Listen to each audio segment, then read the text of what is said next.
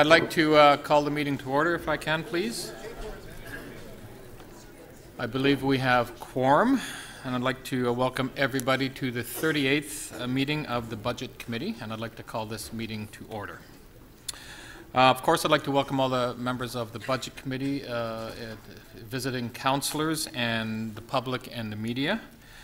We acknowledge that we are meeting today on the traditional territory of the Mississaugas of the New Credit First Nation, the Haudenosaunee, the Huron-Wendat, and home to many diverse Indigenous peoples. This is a special meeting of the Budget Committee. It's the launch of the 2018 capital and operating budgets. Of course, you can watch us on YouTube at Toronto City Council Live or follow the meeting on your computer, tablet, or smartphone at toronto.ca/council. Are there any declarations of conflict under the Municipal Conflict of Interest Act? Seeing none. We're going to be having presentations. I just want to give you sort of a rundown of what is happening today. We'll be having a presentation from staff on the overall budget, and after that there will be an opportunity for councillors to ask questions on the deck only. We'll be having, next week, we'll be getting more in depth with all the presentations from all the divisions and agencies will be happening next week. So today is an opportunity to see the deck, to see where we're at from staff's perspective, and to be able to ask questions. Also, too, for the councillors, it's just like a committee, so you don't, if you want to ask a question, just put up your hand and don't press the little buttons in front of you that you used to. It's just like a regular committee. And just, again, so you just do this as you normally do, and I will acknowledge you and put you on the list. So, on that, I'm going to pass it over to the city manager, who's going to give us a presentation. Thank you so much, Chair. As staff, we always face a challenging balance here where we try and provide a mic. Mic on?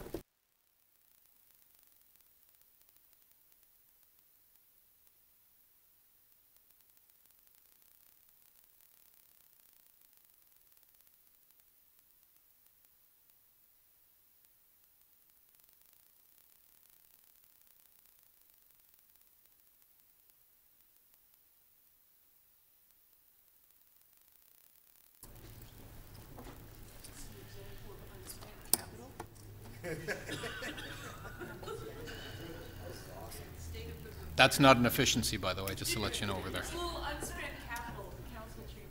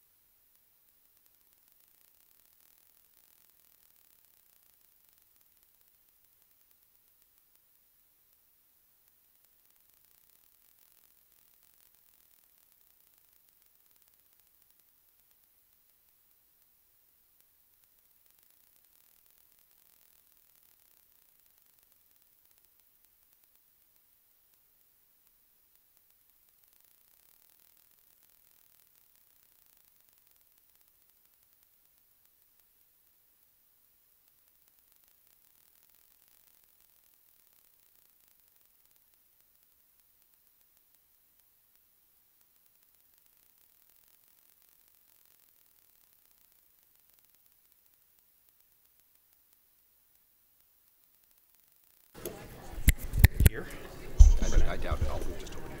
Okay.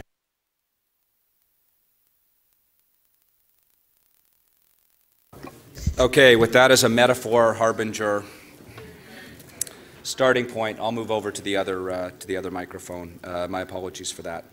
As staff, we always face a slightly challenging dilemma here as we try and be both comprehensive and not abusive of your time.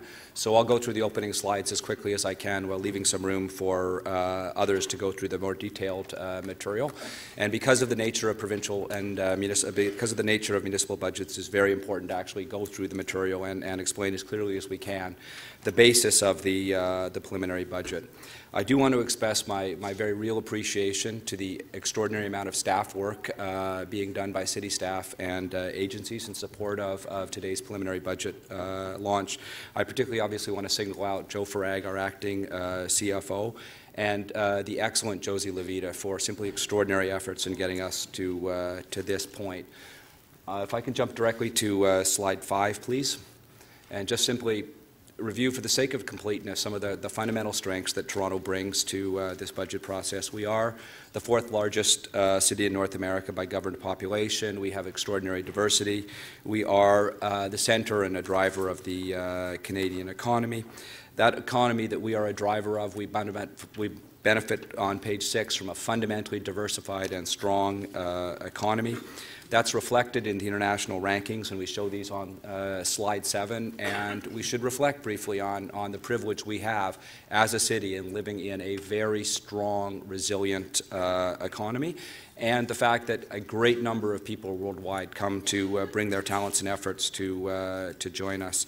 That's actually reflected in some very specific statistics, and if we just look at the size and the capacity of development, and this is just simply one indication, but the number of high-rise buildings under construction, essentially an index of cranes, we are a global leader in the amount of activity taking place within our city. It's simply extraordinary.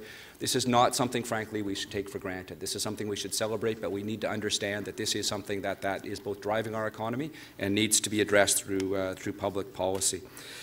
Our population growth is steady on page 9, particularly important as we consider the dynamic and the needs of our future population.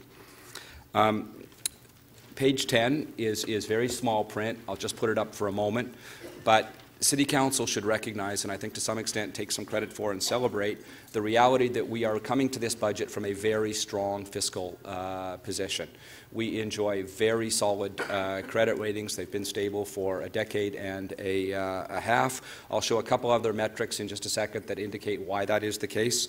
But in a very fundamental way, the city does have strong fiscal capacity. It has earned that, and we will continue to earn and maintain a strong credit position.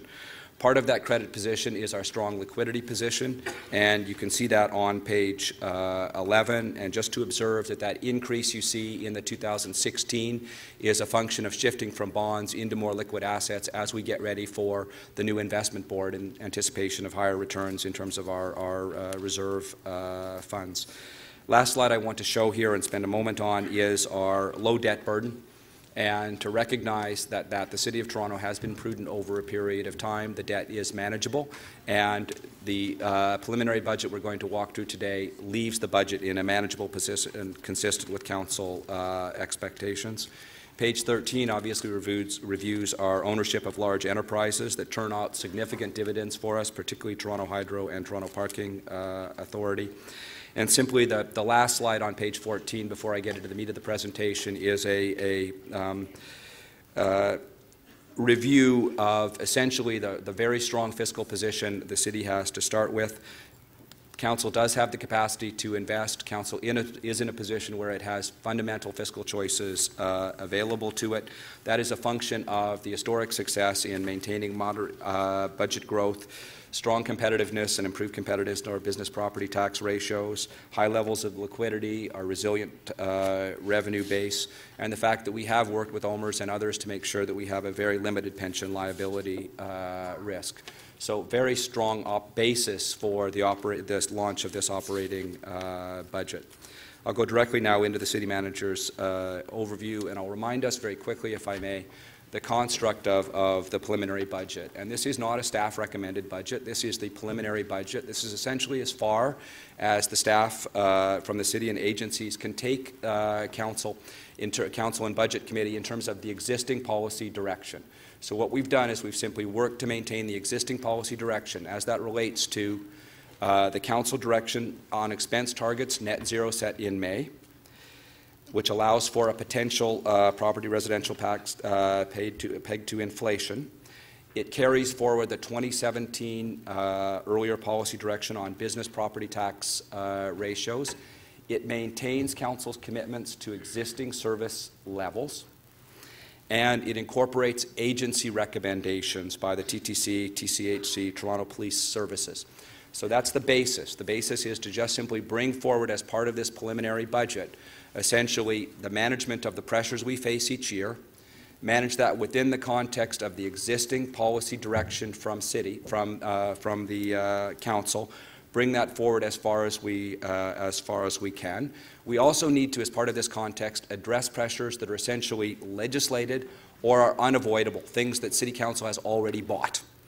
Essentially things that we need to incorporate, have no policy choice. We would have to require a policy change in order to avoid those pressures. In the past 2 years, we've come to this meeting with a variance, a negative variance, with a gap between where the budget has taken the preliminary budget and a potential budget balance at a low property tax increase pegged to inflation. That is not the case this year. This year we worked extraordinarily hard, as we did in prior years, but we do have a modest positive variance. It's about $3.3 million. That is de minimis. That's within the margin of forecast error, frankly, for a huge number of these things. But in contrast to prior years, there is not a gap. We are, in fact, presenting you, for all intents and purposes, with a preliminary budget that is under the existing policy framework, balanced as a starting point. And I'll walk through that in the next couple of minutes. I do think it's important to always set some historical context and provide this in a broader framework. And I know many of you are concerned about the rate of spending. I think it's very important to put that in terms of real terms adjusted for inflation, and you can see that over a period of time. And in fact, over the last 8 years, the real growth in adjusted for inflation, the real growth in city expense has been quite modest over a period of time. That's the left-hand set of bars. If we look to the right-hand side of bars, which adjust for both inflation and population, you can see that the actual size of the city government has been, under those adjustments, getting smaller over a period of time. And just within that, I need to point out that the key here is that cost-shared programs, essentially as a function of the upload put in place by the provincial government, has actually been dropping as a share of city expense. That has allowed the TTC and a few other areas to increase as a share of city expense. You can also see that rate programs, in concert with the city's overall policy towards rate programs, have been increasing as a share of the city's expense when adjusted for on the best possible basis, which is both inflation and population. This is a fundamental way to measure the size of government and the size of the commitment that you are making, and we are bringing forward as part of the preliminary budget. Another very important way to look at it is through the revenue lens, and to adjust that as a share of essentially city GDP, and that's what we do here. And this is essentially the cost that council-directed taxes, fees, and levies impose on the city of Toronto. And it's a very modest cost overall, particularly in terms of the overall share of government. And it is, in fact, dropping this year. So it's actually, about 4.2 cents or so of every Toronto budget, of every Toronto dollar goes to supporting city services, city direct revenue. And within this as well, you can see that the property tax has been a declining share of city revenues. Rate revenues have been rising modestly, and of course we have the underlying data to support this. User fees, I've pointed out in prior years, been rising modestly, but the real increase has been in land transfer tax. And I'll speak a little bit later about the role of land transfer tax in underpinning this preliminary budget. Next slide moves to the meat of the conversation on page 19, and it's the budget pressures on how they were balanced. As in all other years, staff started off this budget in a hole. We start off this budget because the nature in which municipal budgets work, where we simply work on an annual basis, we work backwards. We ask each division, we ask each agency the approximate cost of the service levels mandated by council, what that will cost in the next year.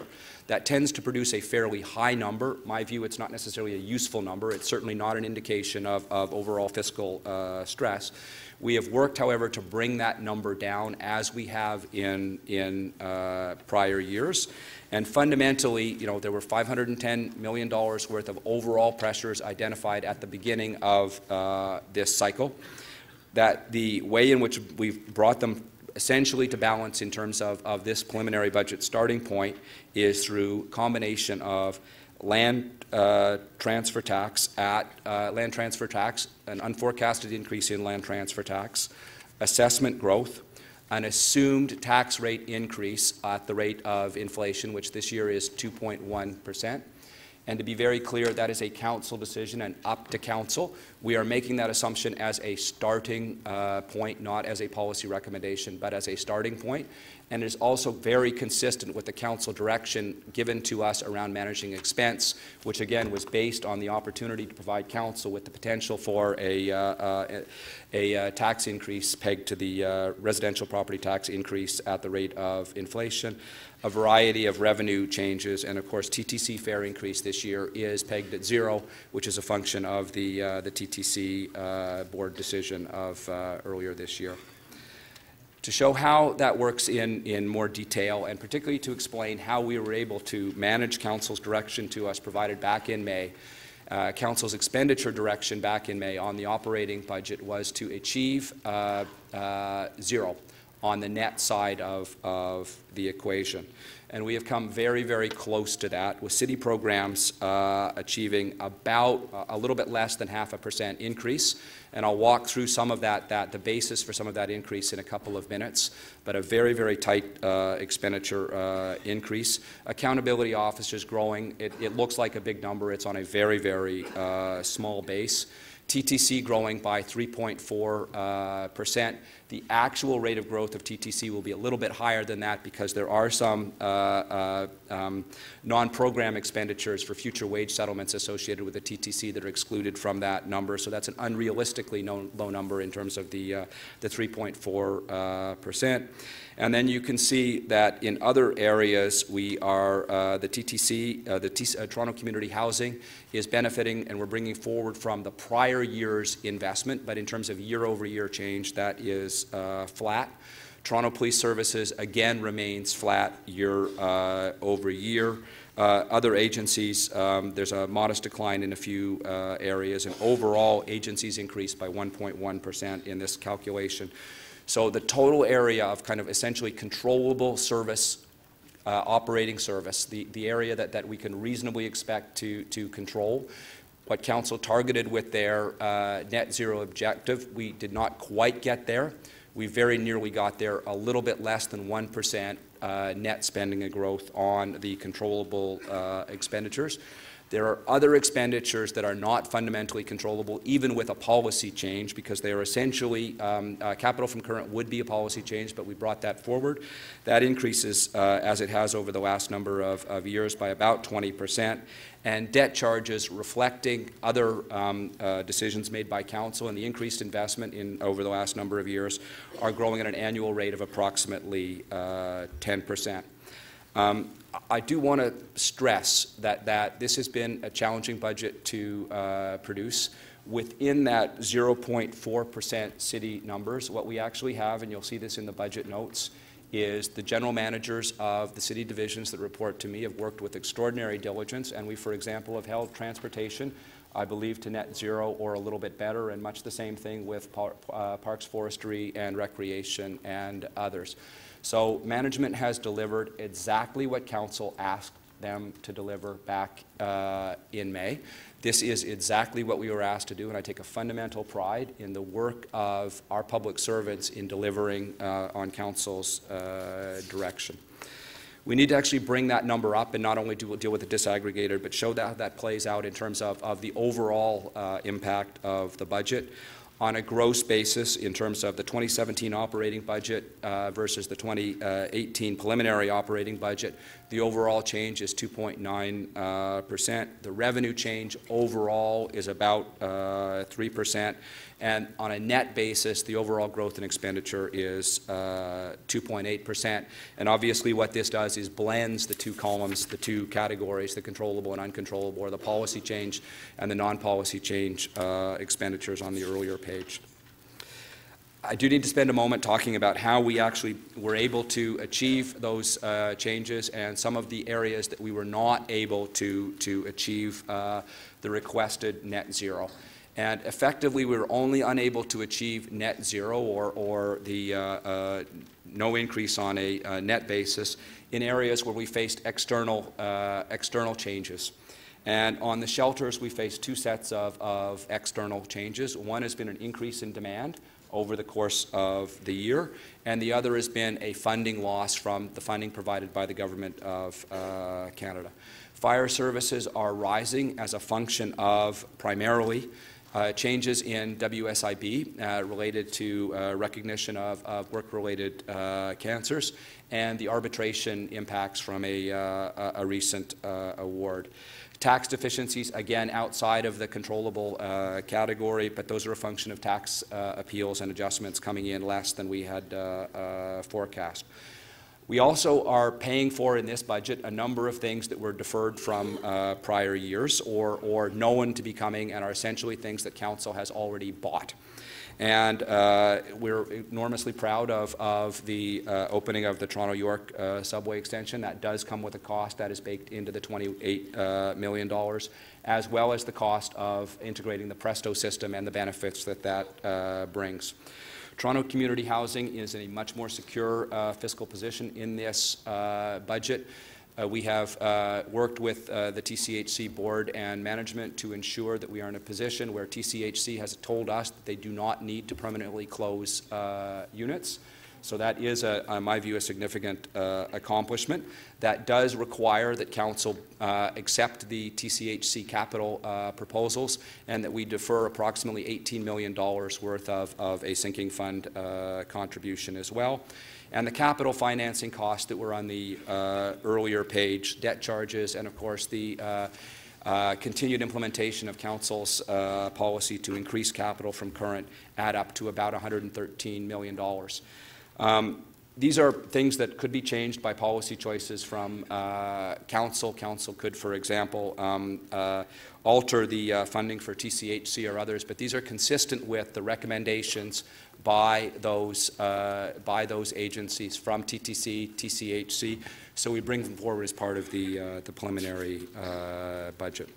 I'll just simply refer, and I'm coming to the end here, but the core features of this budget are we do achieve initial balance, modest variance of about $3.3 million. We are able, at this starting point, to retain the existing service levels mandated by Council. There are not, and this is a difference from prior years, reduction proposals being put on the table. And I need to emphasize that last year when we did put reduction proposals on the table, they were actually rejected by Council. So Council has given us, and the notion of this budget is to be consistent with prior policy and prior direction. Council has made it abundantly clear that they are not interested in reducing some areas of service, despite earlier staff recommendations to undertake those savings. So we maintain the existing service levels and have not put forward reduction proposals. Obviously, we've accommodated the unavoidable pressures, including, of course, our interest obligations. We have been able, and Josie Levita will walk through this in some detail, because there is significant progress here against stated Council priorities on the capital side. That is a function of two things. It is a function of some extraordinary work by the capital group and by our partners in agencies and in divisions to make sure that we realign capital spending and that we actually know exactly when we're going to spend things and essentially reprofile. That has created some room. And we have also benefited from the Government of Ontario's announcement a year or so ago to provide us with additional gas tax money. Between the two of those, we've been able to actually create an additional, build an additional $1.1 billion in capital room, and that is what allows us to stabilize Toronto community housing. It allows us to initiate the George Street revitalization, and it allows us to move forward with continuing to meet our Ontarians, access for Ontarians with disability requirements. And again, as I indicated, the budget is initially balanced. I do need to indicate the basis of this accomplishment, and the reality is that the basis of this accomplishment is similar to what happened in 2017 as well, that we have had an extraordinarily positive year in terms of municipal land transfer tax. And we put the numbers in front of you with the budget forecast of last year, which was consistent with the 2016 performance, was pegged at $708 million. At this point, at this day in November, we believe that the most likely number, all other things coming in, is about $793 million. If existing trends continue, we end up at that. The positive variance there, the incremental gain, is $85 million. As we did in 2016 and 2017, not 2015, there's an error that I take accountability for on the slide, we have applied the full value of that to the preliminary budget. So the budget balances on a preliminary basis on the basis of the strength of land transfer tax in year. This does mean that the expenses we are proposing, we are putting effectively in this preliminary budget, as we did in prior years, we are putting recurring expenses against an increase that is potentially cyclical. We are not utterly without tools if land transfer tax softens during the course of this year. We can bring forward changes in the funding directed to capital as an example, but it is very important that Council understand that this budget does balance on a preliminary basis on the basis of the performance of land transfer tax. Land transfer tax did weaken through the course of the year. We understand that the Toronto Real Estate Board numbers do show significant variation and fluctuation in both price and volume. Those signals have not yet shown up in our data, although the very end of this year does appear to show some softening, and we will explain that in a more detailed slide as we go through. There are other factors as well that I do want to bring to the attention of Budget Committee. We do have moderate bridging strategies associated with the budget. There are a couple of reserve draws that we will explain. There are also some changes primarily from the TTC. There is also the bridging strategy associated with the deferral of the eventual repayment of a bond floated by Toronto Community Housing. Not the deferral of the payment, just the deferral of an account to save for that payment. So these are smaller than they are in prior years, but they are an indication that we have worked very hard to find available savings and that we have pushed the envelope on this year. Service standards are met in terms of the raw number. They are not adjusted for population growth, and a number of the broader programs that City Council has endorsed, for example, the more recent directions on parks do attempt to accommodate population growth. That's not yet built into these numbers. Over the past year, Council has indicated a number of additional spending priorities in virtually every Council meeting. There are more spending priorities that have been directed towards City staff that we've been able to accommodate in this budget. And of course, because the budget is at this point on a preliminarily balanced basis, any further direction by Council to accommodate additional spending would require Council to identify offsets. That's different than prior years where we required Council to identify both incremental measures to reach balance, and then any incremental spending would require additional offsets. But at this point, even on the basis of the base budgets, if Council wishes to identify and invest in further priorities that are incorporated here, anything net new or new and enhanced, we would require identification of offsets. My apologies for the length in going through that, but I did want to walk through as carefully as I can and explain the basis of the budget, the preliminary balance. I now ask Josie Levita to walk through the operating budget. After that, Joe Farag will walk through the capital. Good morning, everyone. Thank you, Peter. Okay, so I'm going to take you through the operating budget that's before you and just peel it back a little bit so you can get a few more details. So this first slide, we're on 27, really is just putting into a different kind of visual some of the key factors or drivers that we're seeing in this particular budget. This budget's coming, has an increase of about $310 million over last year. So if you're looking on the right-hand side, the key drivers that we've been able to accommodate that reflect this increase are those that are external or unavoidable, as Peter had indicated, as well as those that are here because of prior year decisions, primarily around our capital and, of course, the impacts that are being felt at the TTC from two of their major capital projects. The final thing that's in this, of course, is the request from our accountability officers. That's before you for consideration. We have just incorporated that request into our numbers. So that is the right-hand side. So on the left-hand side, if we look at the revenues that we have to balance the budget, a little bit more detail here around some of the key drivers. User fees going up primarily by inflation, TTC ridership volume adjustment only. As we said, there is no fare increase built into this budget. This is the last year of our upload, so we have $22 million of additional provincial funding in our test budget, and that brings us to the culmination of the uploading of our social services costs. A little bit from investment income, a few draws from reserves as a result of our bridging strategies, some supplementary taxes, and a bit of annualized revenue from our decision last year from implementing the hotel and lodging tax, another $11 million. So those are kind of our service and programmatic and non-programmatic increases. When you bring into account our land transfer tax, Peter did indicate an $85 million increase. The number you're seeing here also accounts for $7 million of annualization from harmonization of the rates that we did last year, so it's a total of $92 million.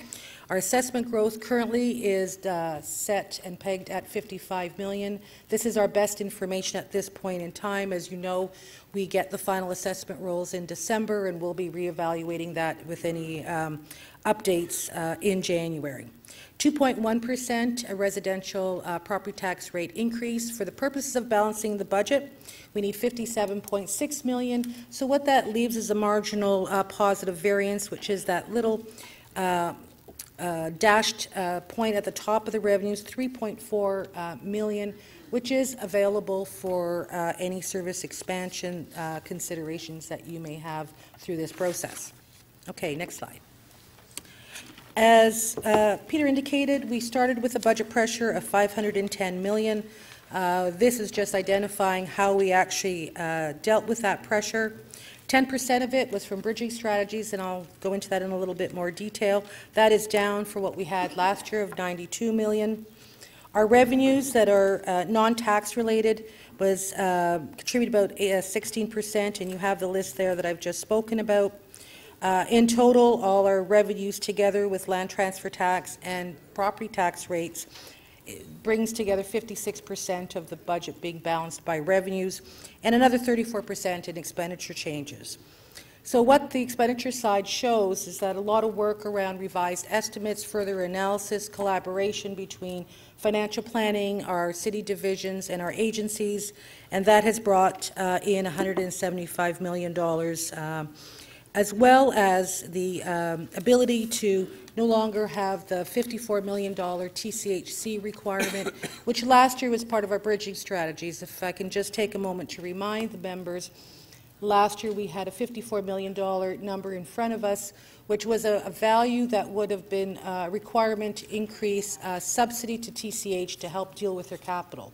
We have another approach this year, and so that $54 million is no longer required. Next slide. So this just summarizes the bridging strategies we have seen in the last 5 years, down from 2017. $28 million of this year's strategies are draws from reserve, most notably about $6 million to help offset a council directive to include occupancy grants back into the child care budget, and a TTC motion that was placed 2 days ago to use a stabilization reserve.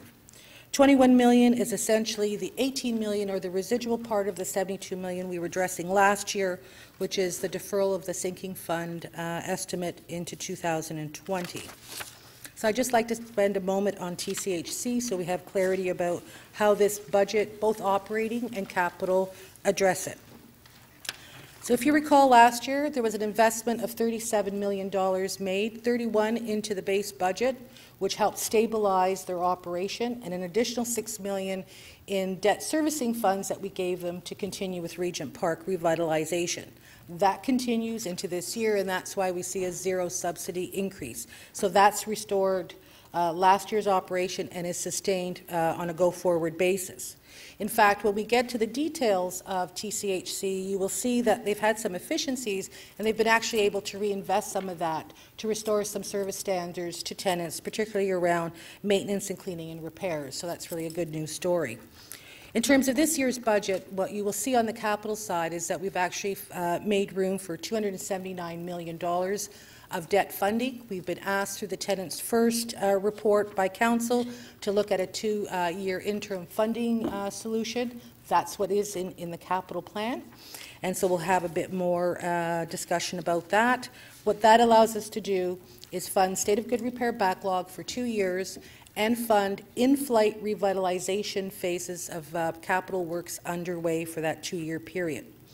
So that's in this budget. As a result, that eliminates the $54 million subsidy pressure.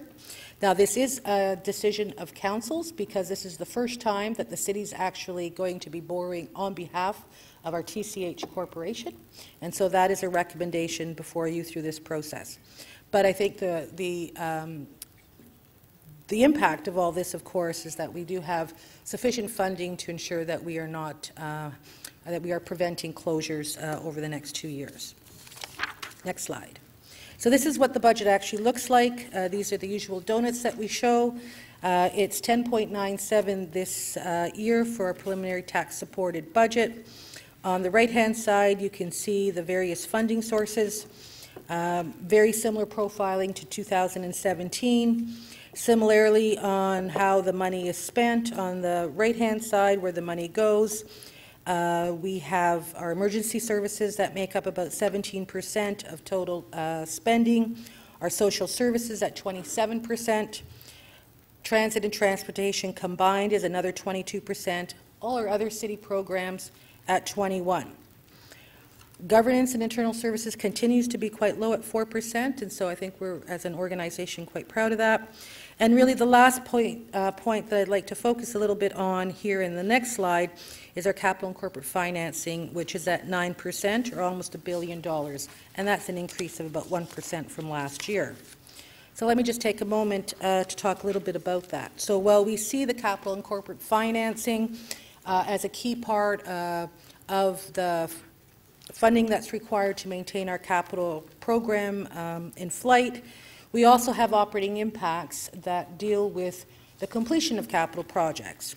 For this year, it's about $36 million built into this particular budget, most of it being driven, of course, by the opening of TYSSC and the cost of Presto. But I think the real message here is that about $1 billion, or almost 10%, of this operating budget is going towards the either costs of servicing our capital program or the cost to maintain, sustain, and operate those facilities, infrastructure, and technology that comes out of this capital work. Okay, so the next slide, just a little bit about MLTT. So we've been tracking our land transfer tax really since about the spring, almost on a weekly and now almost daily basis. What this is showing you on a cumulative basis is how we're performing both against our 16 experience, the 17 budget, which is the green line, and then the blue line is where we are as of November 27th in terms of our actual experience. So the third quarter variance report that was just at executive committee identified that we had to date the end of September 30th, $93.8 million over budget. For October, we're still tracking a bit above, and in November, we're still seeing some positive gain, but we are yet to see really what happens at the final installment of the month. Typically, end of month on a Friday, we see some adjustments. So we are keeping a very close look at this. And for the purposes of the budget, as Peter has indicated, we have $85 million built into that, but we will continue to review as we proceed. Okay, a little bit more depth on the numbers. We identify that in city operations we're at about 0.4%. Clearly, this doesn't tell the story, but in Cluster A, we are these results of just a 0.2% increase includes $18 million of funding in shelter support and housing to deal with the shelter demand, and another $10 million in federal funding loss. A lot of the pressure showing in Cluster B, as Peter indicated, is from fire. And we have some decreases as a result of our work through the process. The one point I'd like to make on the agency side is that you will see a new budget this year, the Toronto Realty Agency budget. That'll be before you for consideration. As you know, Council's approved a new agency to work strategically on our real estate assets. We have placed a number in here in 2011. It's just really for comparison purposes because it only comes into effect in January 2018. The 17 number reflects the sum of our TPLC and Build Toronto values that are comparable for the purposes of reviewing this budget. On a non-program side, capital and corporate financing, we've identified in our non-program expenditures. The drivers really there are the tax deficiencies, as well as an increase in our TEAGs of $11.7 million. On the revenue side, land transfer tax, supplementaries, hotel, investment earnings highlight those changes. Okay, a little bit about our complement then. So what this budget does is it adjusts our complement. Sorry, I have to bring the paper up so I can see it. 122 on down in terms of our base budget, with an addition of another 50, and I'll explain that in a few moments. But as you can see, we have a lot of black and reds, but essentially what we're showing here is that we have adjustments downward based on efficiencies that have been achieved or from prior year decisions, but we're also adding positions for various purposes. So in Cluster A, we have 14 additional paramedics that will be helping to deal with vehicle and equipment preparation. In our long-term care, now there are almost 18 positions for resident acuity. In Cluster B, we're opening a new fire station, so there's 21 new firefighters for the Downsview station. Let's not forget that City Clerks add staff for the municipal election this year, and the Auditor General has added another 14. Finally, in our agency area, we have a series of adjustments in TTC, and we're also adding some for operators and dispatchers. And our theaters, particularly Sony, and now that we've amalgamated them, are increasing their programming, and that'll bring another 45 positions. So overall, we're down by 60 some odd positions. We have some new enhancements, as we mentioned, that are built into this budget. They are mostly, almost entirely, to support current service delivery, and I'll be profiling that in a second. We've split out for you on the next slide positions that are being added as a result of capital project delivery. They tend to be temporary in nature. They come and go with projects. And so what this is showing you is an add of 230 positions, and that's just indicative of the level of capital activity that's going on in this organization. Many of them, as you can see, are marginal. In TTC, it's mostly for state of good repair projects.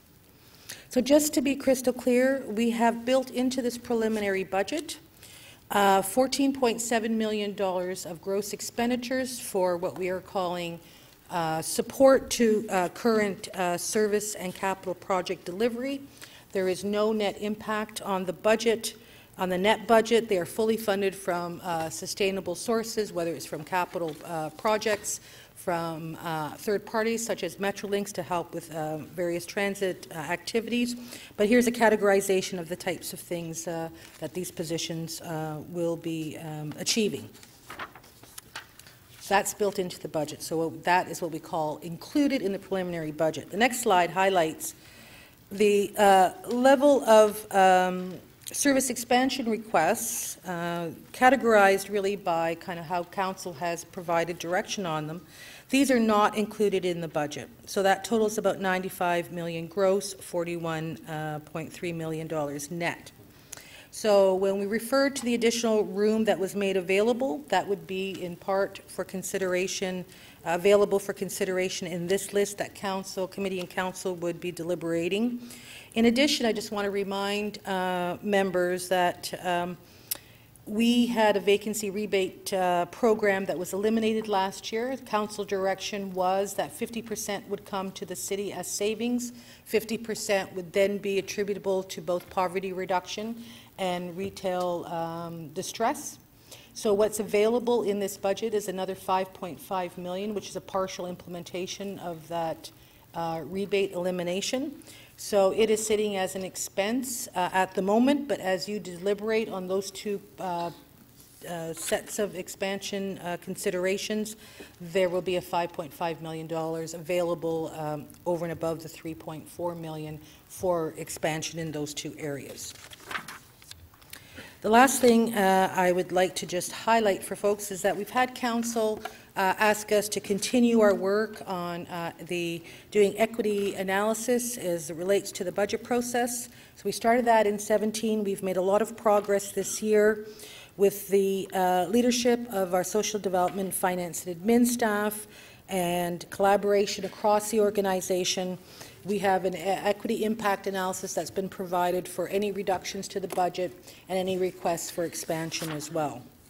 So finally, there really are three key decision points as it relates to the operating.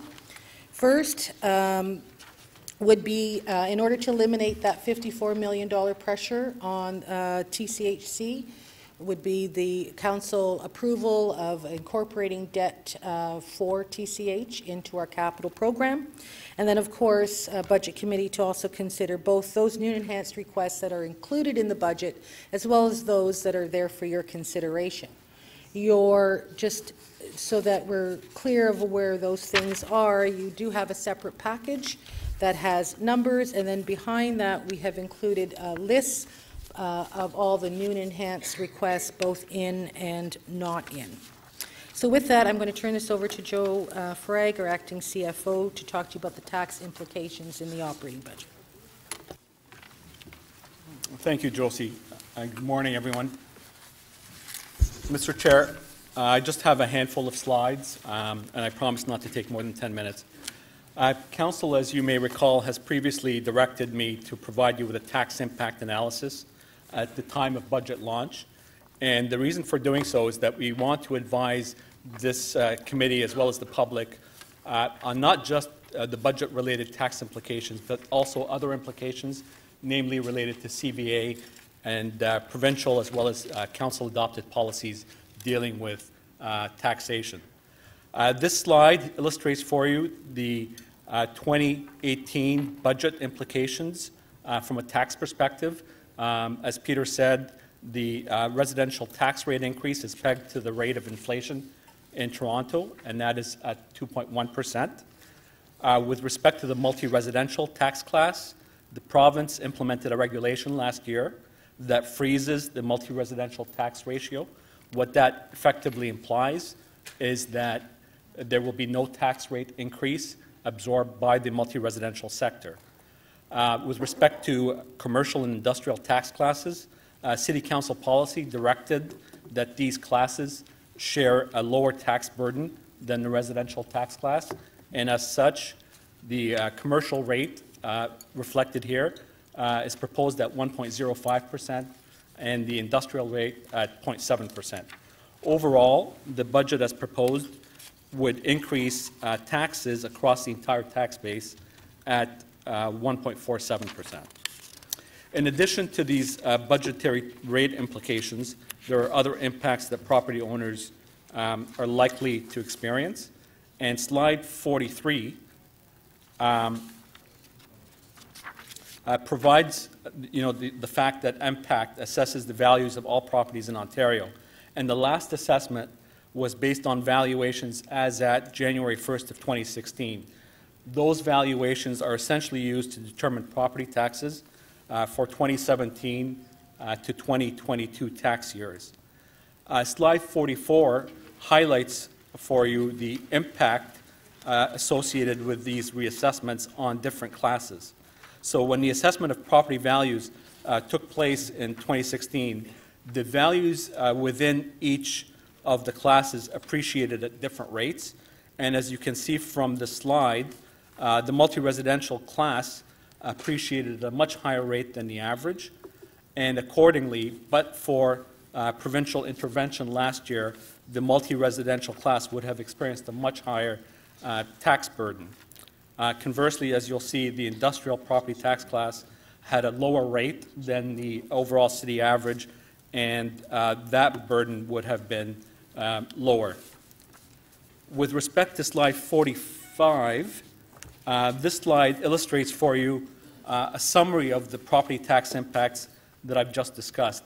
The yellow highlighted column shows the rate increase by tax class as a result of the proposed 2018 budget. The next column illustrates the impact of the city building levy. This is the 0.5% on residential levy that is intended to fund city building capital projects. The third column illustrates the current value assessment and regulatory implications associated with the tax increases. The second to last column identifies the impacts as a result of specific council policy to reduce non-residential tax ratios and the province's recent intervention with respect to the multi-res tax class.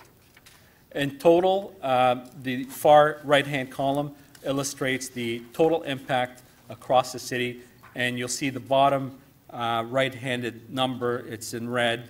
It suggests that with the implications associated with the budget as well as CVA and other regulatory measures, we would see a 2.37% overall tax increase across the classes. This next slide provides what I just said in just a bar chart format. And as you can see, the combined impact of the budget, CVA, City Building Fund, as well as council and provincial policies amount to an overall tax increase of 2.89% on the residential sector. Slide 47 shows how the Enhancing Toronto Business Climate policy of reducing commercial and residential tax rates will continue in the 2018 budget. Historically, you'll note from the slide that commercial properties were assessed at about 3.5 times the residential rate, and with this policy, we were seeing a gradual decline in those tax ratios so that the commercial and industrial tax rates are coming closer to the residential rate. What you see here is that the small commercial tax ratio will actually fall to 2.4% in 2018, which is actually below the target of 2.5. Large commercial and industrial properties are expected to reach that target by 2022.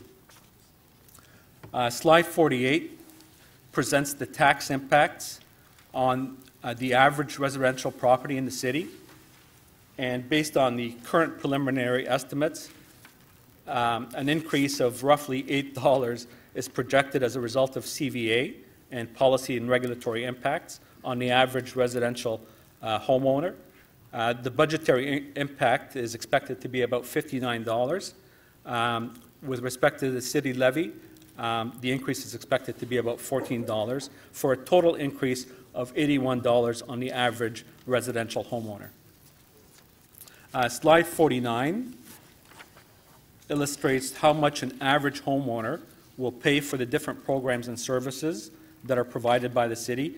And as you can see from this slide, roughly three-quarters, actually more than three-quarters of the tax levy funds 6 programs, namely police, TTC, debt charges, fire services, Parks and Rec, and TCHC. So that provides you, Mr. Chair, with an overview of not just the tax implications associated with the budget, but also some of the other key considerations related to CVA, as well as other tax policies. I'm going to turn it over to Josie to take you through the 2018 capital budget. Thanks, Joe. So as Joe showed in the last slide, after police and TTC, our third largest cost to taxpayers are debt servicing charges. And so what I'd like to do now is take you through the capital plan that those debt servicing charges pay for. Slide 51. So just a few highlights. As Peter indicated, this particular capital plan adds to what we have approved in the past as a 10-year program with some adjustments, of course, but an additional $1.1 billion. If you recall, when we set out the budget directions for this year, we had a few strategies that we were going to undertake. One was around our ability to realign our cash flow spending with our actual project activities, given some of the spending rates that we had been seeing, and the ability to then bring in the provincial gas tax as a result. And whatever room that we said we were going to create, that our key priorities would include dealing with critical state of good repair, making sure that we have funded everything in the capital program that we are aware of to be AOTA compliant, any transformation innovation projects that achieve financial benefits, and finally high-need social infrastructure. And as a result of that work, I'm proud to say that we have done that. Next slide. So as we start the process, and what guides us in our capital planning and budgeting process is really how much debt we can borrow based on the incremental costs of debt servicing and staying within the guideline of 15% of property taxes. As you know, last year that was relaxed to an average of 15%, and the 2017 capital plan actually had us averaging at 14.84. When we started this process in the spring, the debt targets that we issued to everyone had us at 14.69, and that was the starting point for the work that we did. Next slide. So what this chart tries to show you is really the efforts of all city programs and agencies together in the work around realigning our cash flow spending. So you will see budget by budget when you read capital notes that a lot of the change between the plan in 2017 and the plan in 2018 reflects deferrals, accelerations, and adjustments. And so what we've done is a lot of hard work to do that alignment with the expectation of when we're going to spend money and when we're actually going to need it. And the second thing that we did was we structured a lot of the major projects around a stage gating approach, and so that in fact is the this table shows you the results of that. So having started at the very top, this is the debt view of the capital plan with $11.3 billion. The realignment gave us, particularly in 2018, the red shows debt room capacity. And overall, when we compare that to the debt targets that we issued, we created capacity in those areas where you see numbers in red. That was step one. And when we took a look, well, what does that do to our debt charge capacity as well? We're still staying within the average of the 15%. That's the next slide. And the red line shows you that at 14.55%. That's the average after the smoothing effort. The next slide then says, when you take that capacity from realignment, which is the top row, and you add the impact of assigning the upcoming provincial gas tax incremental 2 cents that's being planned over the 10-year period, that gives you capacity of an additional debt of $1.1 billion. So the first thing we did was place two key priorities. One, George Street revitalization, and this shows the cash flow, the debt requirements for that program. as well as the interim capital funding for TCHC. So I just want to take a moment to explain what those two numbers mean. So if you were aware of what the board had requested of the city, they identified that TCHC needed $160 million annually for their state of good repair backlog. As well, they had identified in at least the first 2 years costs associated or funding associated with those in-flight revitalization projects, so the phases that are currently underway. So the $216 million in year one is the $160 million for state of good repair backlog funding, plus $56 million for those in-flight revitalization projects. In year two, that number drops to $63 million because $160 million is the requirement for backlog. However, we have $120 million that we are getting through the provincial government, and the city then is contributing the residual of $40 million for that purpose, plus $23 for revitalization projects. So over the 2 years, we have enough funding in place to continue with the backlog, prevent further closures, and continue with revitalization, quite frankly, in partnership with the provincial government. So that was the first two pieces, and then we identified other critical needs that total about $319 million in additional debt, and as a result, we were able to add $1,084 million. So slide 56 just highlights at a higher, a little bit more of a detailed level, some of the key elements that have been built into that additional investment room. So we have funded all AOTA compliance requirements that we are aware of, including some studies in areas where some divisions and agencies are still trying to assess that, but we have built funding in place to have that capacity provided to all our programs and agencies. We have some critical SOGR over and above, which was our first priority, which was around the state of good repair of our social infrastructure, modernization and innovation, including continuing with the 18 installment of our office modernization program. We've also built in funding for 3 major studies that are underway as a result of reports that Council has either just considered or will be considering, as you can see here, plus some other elements. When you take all those things combined on slide 57, we are still, the red line shows that we're 14.73 on average in our 15% guideline. So now just quickly go through a few numbers with you. Next slide. So the 1-year capital budget, not including carry forward funding, is $2.9 billion.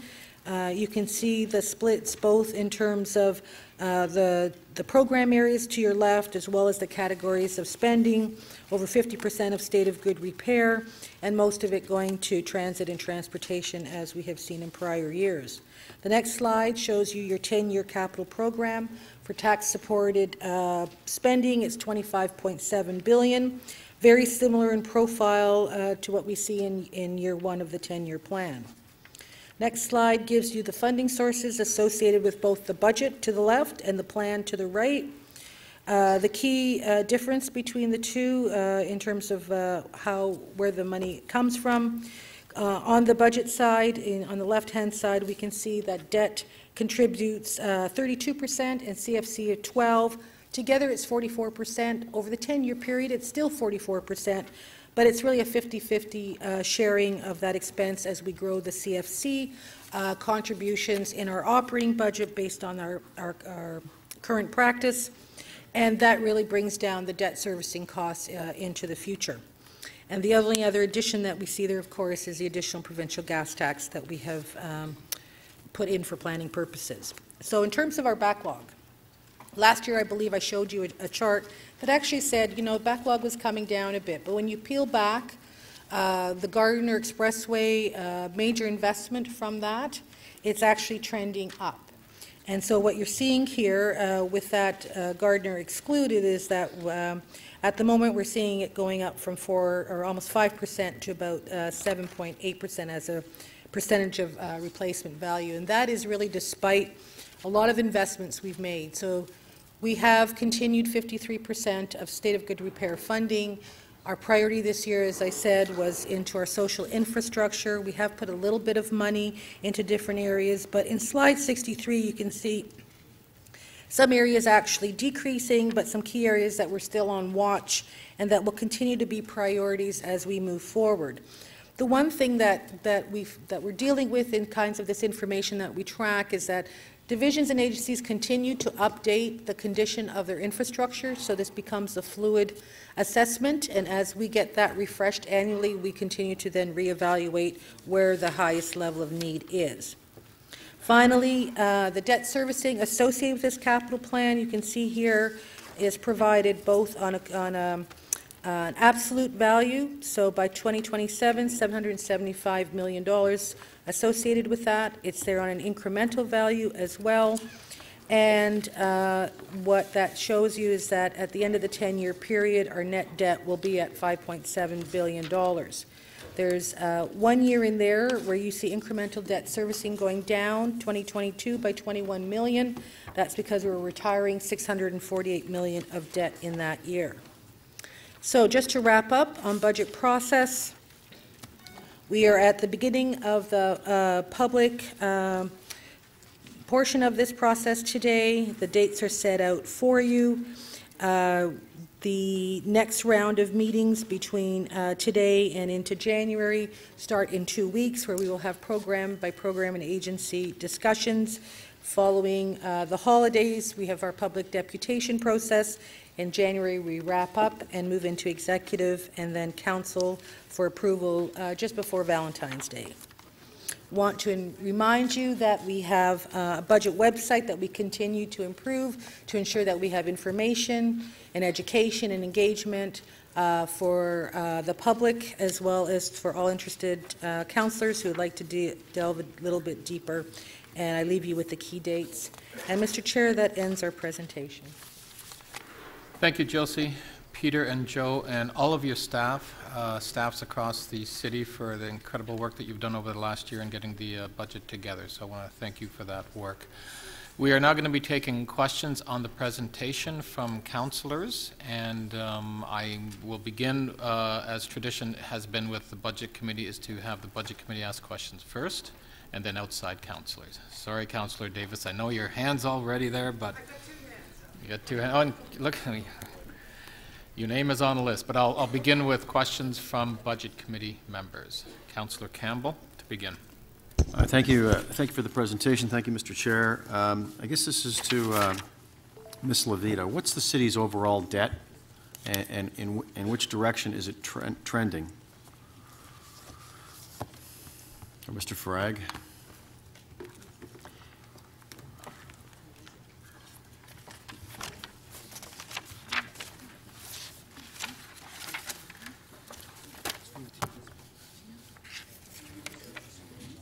Gary. Yes, through you, Chair. The overall debt, should be looked at in 3 different categories. There's the tax-supported debt, which is essentially the bonds that the city issues to support the capital program. That tax-supported debt is roughly $6 billion outstanding. There is, however, a sinking fund provision to retire that debt, so we accumulate sinking funds. Roughly in the order of about $2 billion. So the net debt is, tax-supported debt is $4 billion.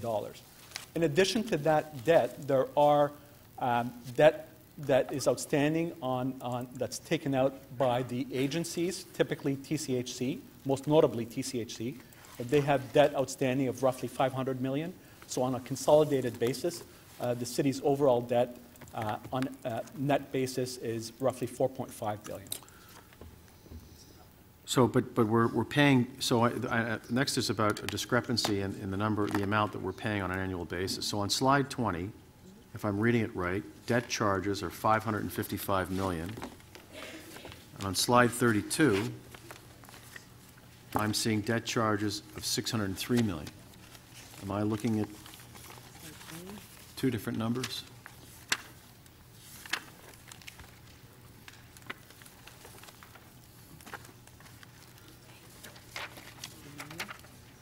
So the projected debt outstanding debt charges that would be outstanding in 2018 would be in the order of $555 million, which is reflected in slide 20. And then what's that on slide 32 that says debt charge is $603 million?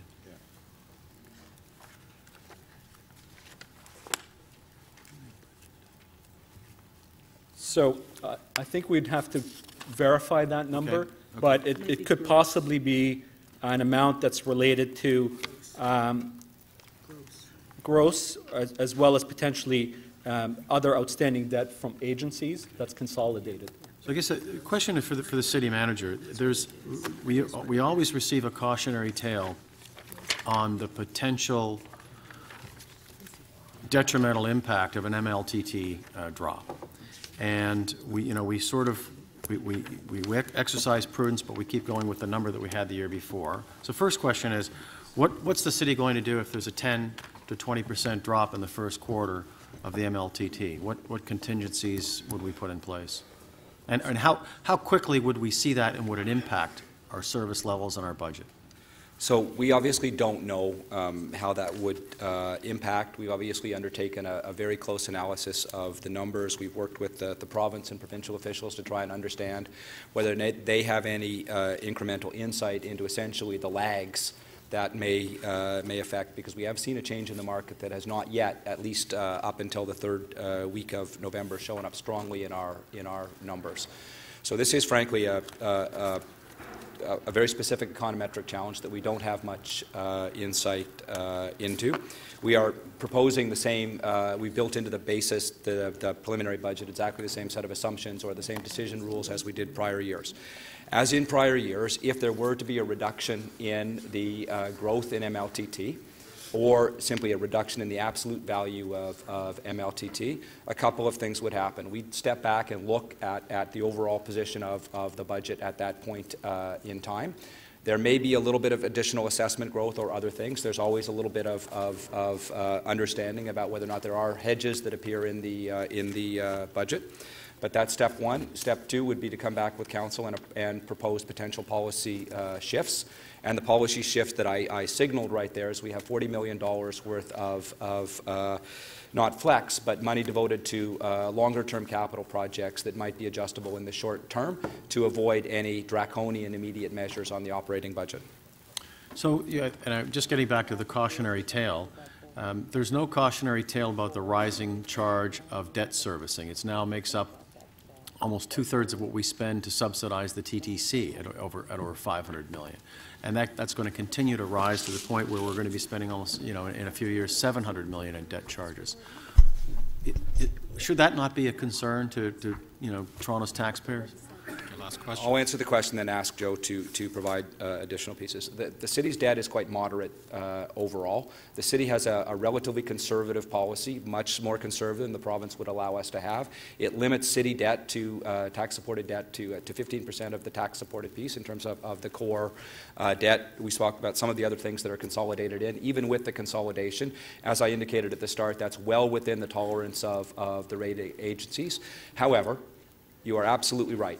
Council has, in prior years, made a number of decisions to invest in incremental capital. It's already bought that capital. That shows up in the debt line. That interest on debt, or that additional operating cost, is rising at approximately this year 10%.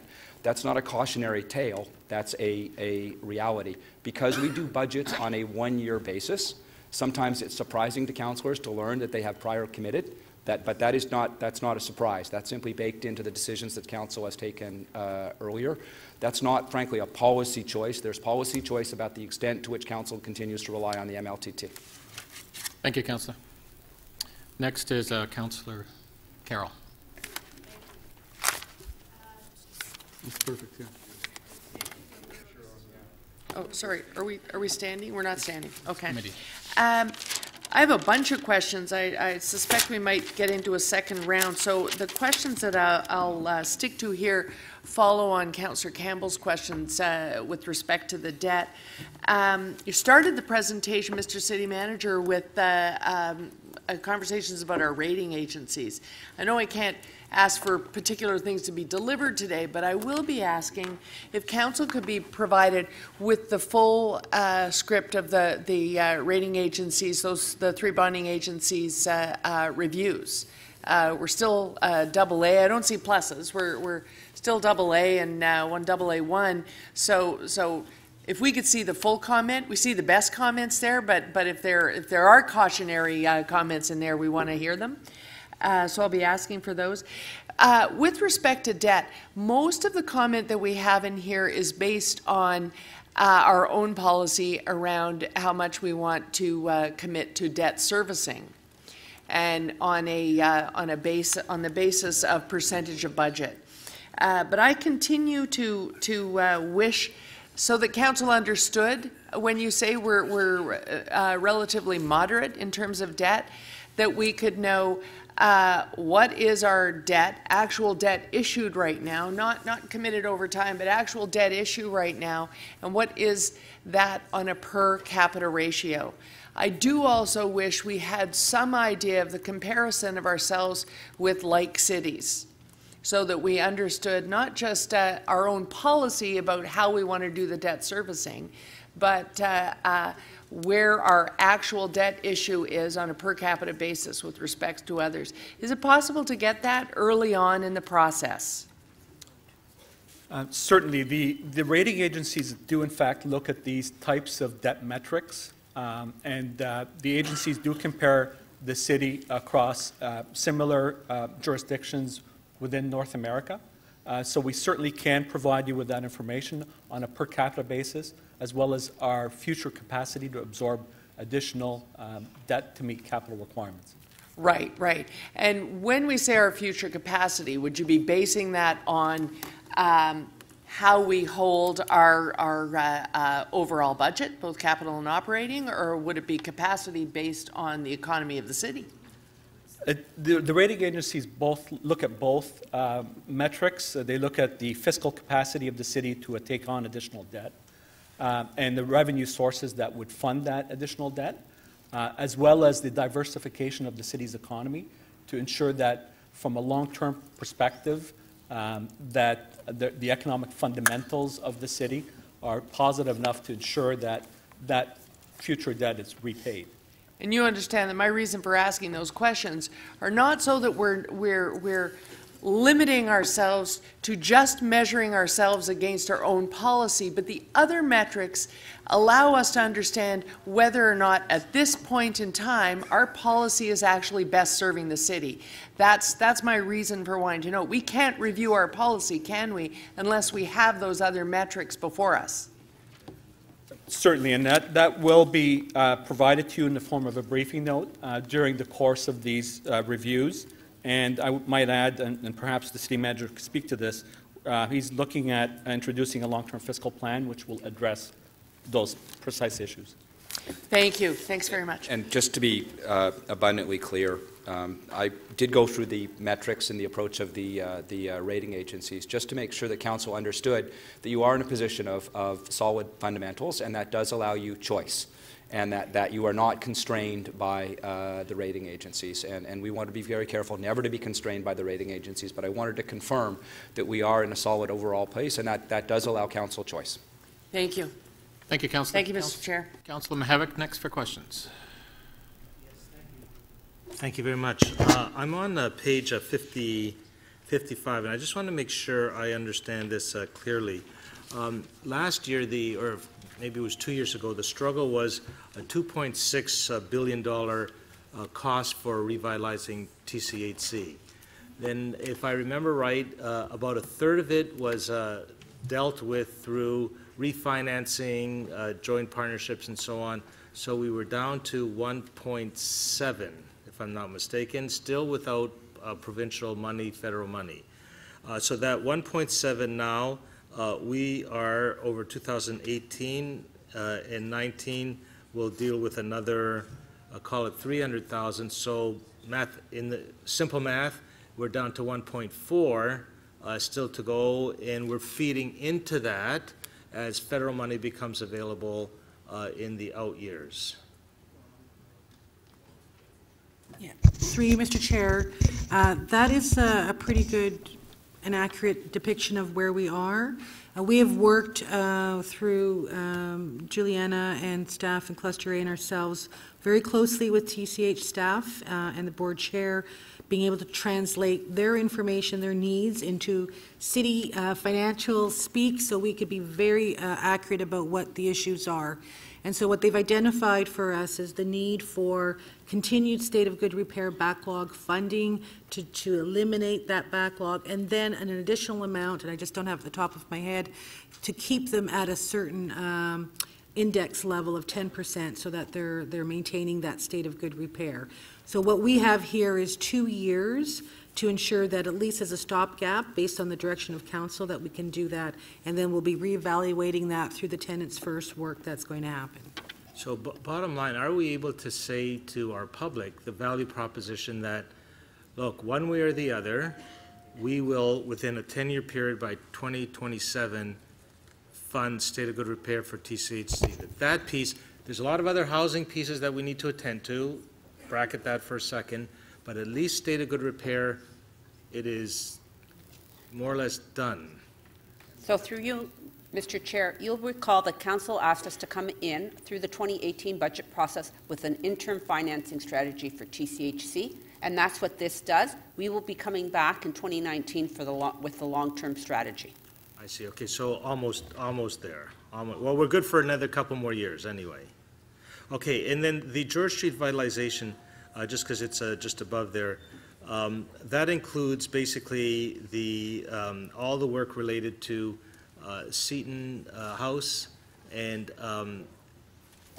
that includes the various shelters that will be required as a kind of swing space to accommodate that. That's correct. Great. And on the big picture as well, is a couple of days ago the TTC voted to use its stabilization fund. Is that taken into account with these numbers here? Yes, it is. Great. Okay. And then the last question is and maybe you said it. My apologies. I was a bit late. All the different wearing my poverty reduction hat, all the different pieces in that from different departments. Is that assumed in these numbers, or are they things that we have to work through the political process? It's the latter, Councillor. So to be crystal clear, I had a slide, just give me 1 second, that identified about $14 million of elements, various initiatives that are included. They tend to be things around capital project delivery and helping to support the ongoing service delivery. But what you're asking is not included, and it's slide, just 1 second, it's 37? 37, okay, just a sec. So 37 is what's in, and they're in because they had no net impact on the tax and really are service neutral, except in a couple of spots. The next slide, slide 38, sums up all the new and enhanced requests that have either have some consideration by council, have been referred to the budget process, and you can see poverty reduction there in the middle at 60 million gross, 10.8, based on the original plan. We have had some subsequent requests to add to that plan. And then you see the request from the TTC board that was made the other day around the 2-hour transfer. And then there's some other staff-initiated items. These are not funded in the preliminary budget. Okay, so that's a $41 million piece. It'll only take a second. Yes. A $41 million piece. And is it fair to say that there is, do you have, staff has some suggestions as to how that might happen, but we need a political review of that? So just the last point that's on that slide is that I've identified that we have about almost $9 million available to deal with some of that, but the rest will be up to the committee. And I need to be crystal clear on that. That $9 million is over and above the technical achieving of balance in the preliminary budget. There is a policy choice available to Council, whether or not that is directed towards incremental prudence, for example, relative to the risk of land transfer tax, whether or not that's directed to incremental capital projects, whether or not it's directed to those priorities or other. Anything beyond that, if it were to be directed to the projects, would require offsets. That is the maximum potential offset we have identified to date. Thank you, Councillor. Next is Councillor Nunziata for questions. On page 38, the $5.5 million in additional vacancy rebate savings, can you explain that to me? Because it's my understanding that, did the province not hold that up as far as the implementation of the vacancy rate savings? And is that the full savings, or is there anticipated future savings once the province approves it? I'm not sure. If you can explain that to me. I'll start and then maybe Joe can add. Yes, yes, and yes to all your questions. So essentially, last year, Council approved the elimination of the program. It's worth about $23 million in total. 50% was to come to the city's bottom line as savings, and the other 50% to help fund poverty reduction and the commercial distress initiatives. There has been a delay in the implementation of this, so we're off by about half a year.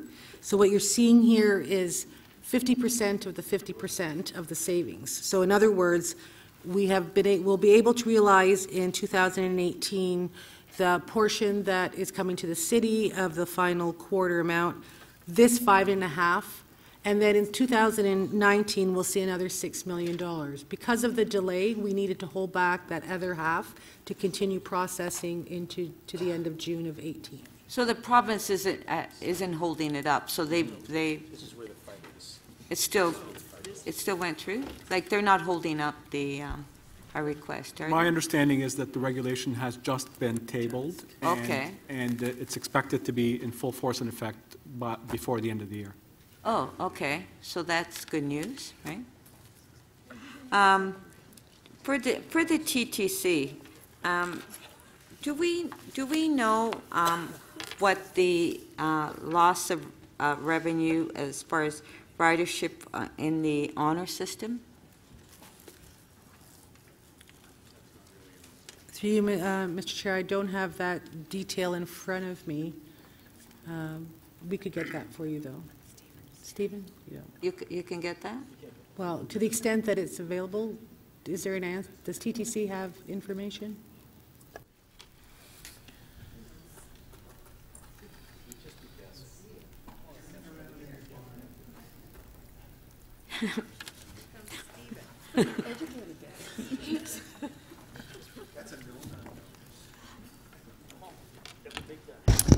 Through the chair, I'm assuming you're referring to fare evasion, loss of revenue associated with fare evasion?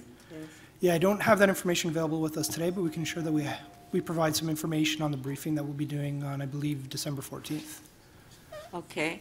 And then just another question. I know I brought it up at one of the budget meetings, that we would get a briefing note as well, is that when we went through all the departments and agencies, that last year when we went through the budget, we were told by the departments that there would be potential savings, implementing certain programs.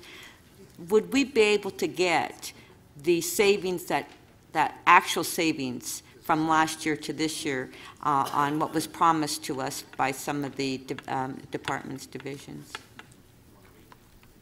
Through you, Mr. Chair,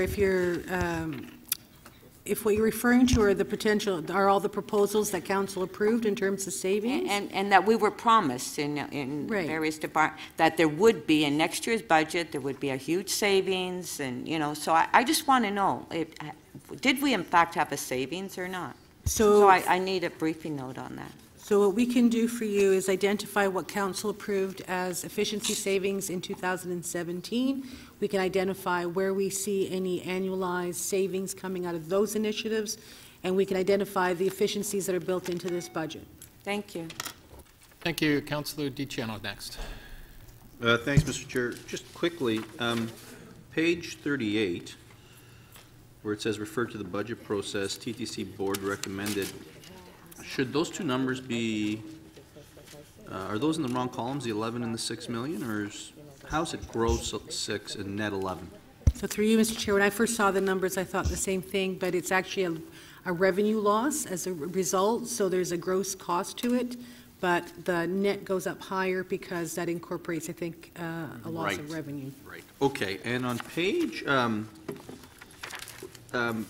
know on page 24 we've got the forecast for 2017 on the MLTT. Where does it show the forecast, what our number is for 2018? What is the number for 2018? So through you, Mr. Chair, slide 31, where the money comes from shows 808 million, but I need to qualify that. That is the total MLTT revenue that's in the capital plan, but when you adjust for two things, administrative costs and the amount of money that goes to capital, it's actually 760 million.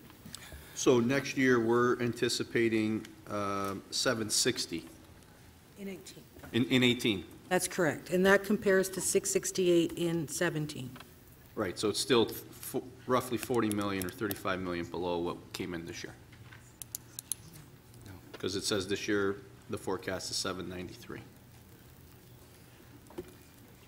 So, sorry, if I could just clarify Ms. Levita's answer. We're expecting 808 million in 2018. On a net basis, that will be 800 million because there are administrative costs. And of that amount, we're anticipating 40, or council policy is that we take 5% of that amount and allocate it to capital. So this budget, from an operating perspective, only relies on $760 million. From an operating perspective, but we are anticipating an increase of roughly 15 million over what we received this year in our forecast. So it's not a forecast, to be very clear. MLTT is a fundamentally different animal from the majority of our revenue sources. We have revenue sources that vary modestly with use, fees and a variety of other things. They tend to be forecastable, and we understand them. We bake them in with a small number, within a relatively tight tolerance. On other fees, primarily property tax, they are extraordinarily accurate. We tend to get them. They're structured in a way that we're very highly confident of the projection or the arithmetic going forward.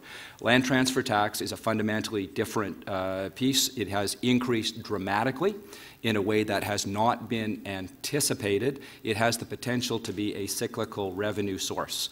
We are not jurisdiction that has traditionally relied on cyclical revenue sources, nor have we had much experience in understanding and building in cyclical revenue sources. The decision we have made, the approach we have put in the preliminary budget is consistent in a preliminary budget fashion with the approach endorsed by Council in prior years, which is to simply assume that the rate or the pattern of the past year continues for the next year.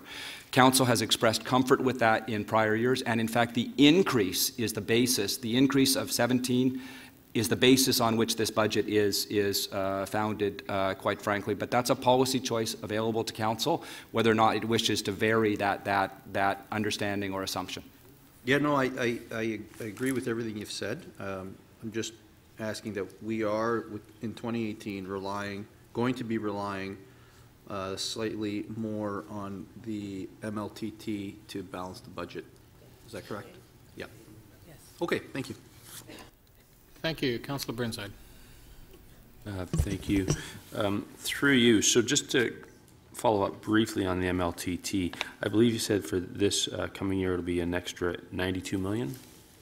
So through you, Mr. Chair, yes. 85 of it is as a result of our best estimate of where we will land year over year on 17 performance.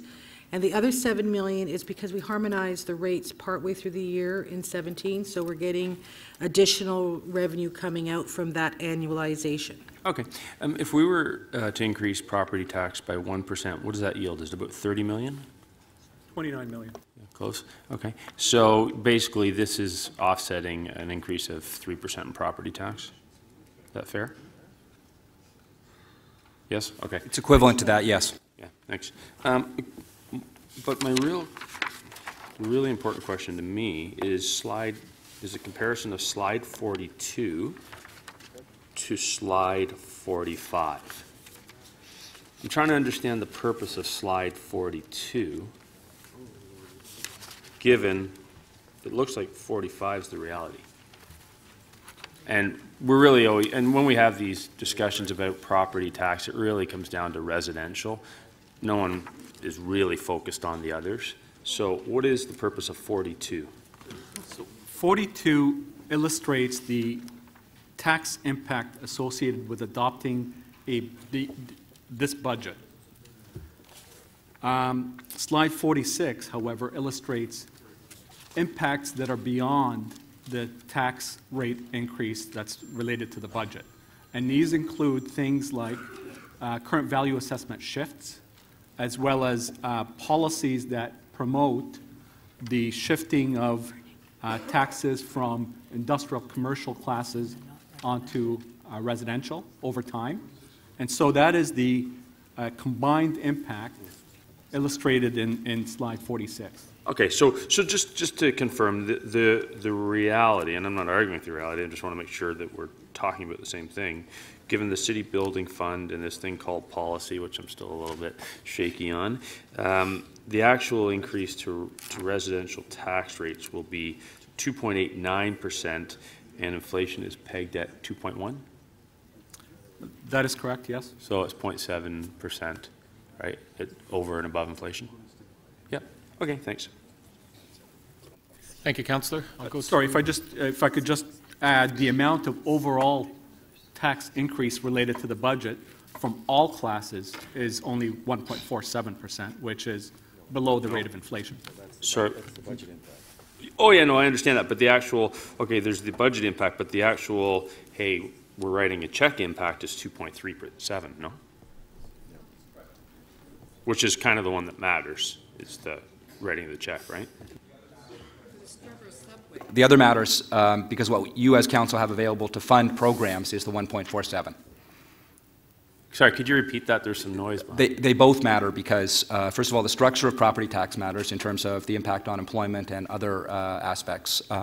But it also matters because, while the increase is, as you point out, 2.37, the increase available to council to fund overall programs is 1.47.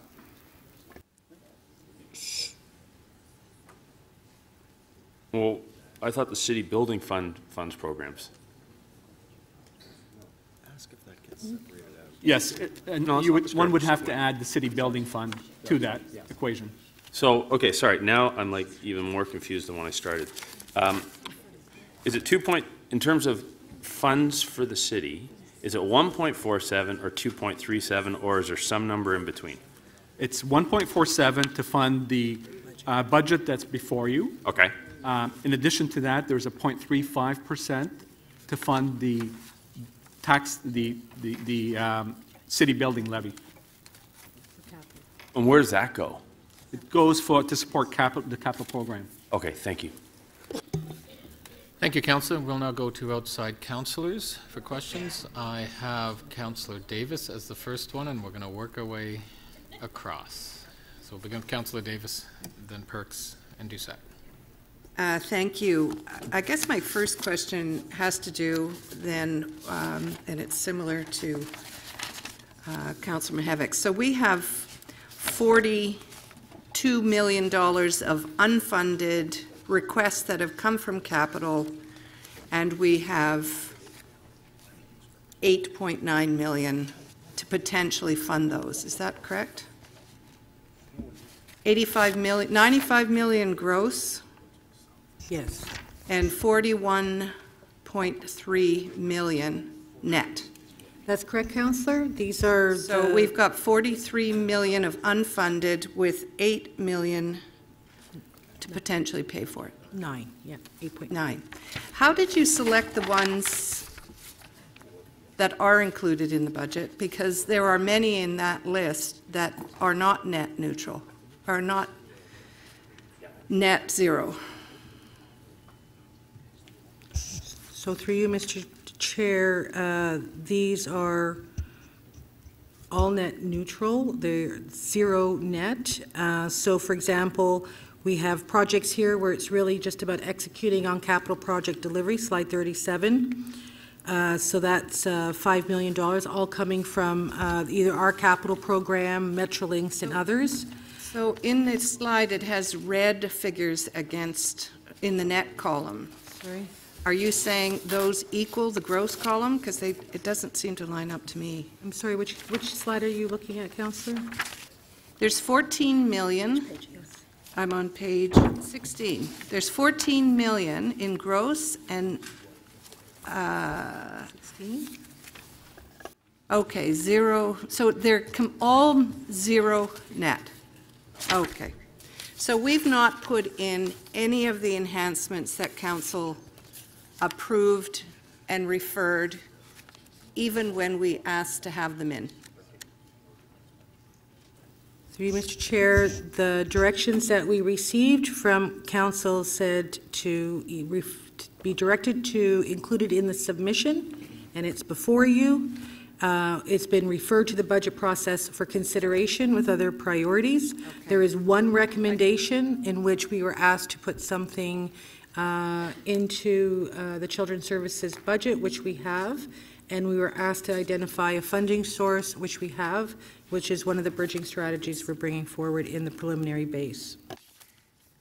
Well, we can argue over the wording of all those motions, and I guess that we need to get it clearer or something when we give direction for being included in the budget, but I'm not going to argue here about that. Well, but I think the final, if I may, just the final point of distinction that Peter raised is what we have brought forward in the preliminary budget is policy neutral. It's existing service levels, and the 14 million essentially do that. It's either volume or continued service delivery. The 41 million net is really about expanding service. No, this is a question of whether direction was given by Council to include it in the budget. And once again, I had a very different understanding of what was going to be included. That would produce a budget pressure. We recognize that. But it was not as a new and enhanced. It was to be included. But in any event, I'm not going to argue over that again. State of good repair is growing for libraries, recreation. Where are the other big pressures for state of good repair? 63. Yeah. So on slide 63, you can see the trend line on the right-hand side. The key ones that are identified here: facilities management, parks, forestry, recreation. In certain areas are growing. TTC, as we aren't able to accommodate all and complete all the state of good repair work there. TRCA and is actually going down, but library. So we have as well just approved a facilities master plan, and I know we're looking for an implementation for 2019, but how could we not be investing more capital money even in this budget when we know that we've asked to address decades worth of infrastructure and recreation that has been not funded properly? So through you, Mr. Chair, I think there are a few considerations here.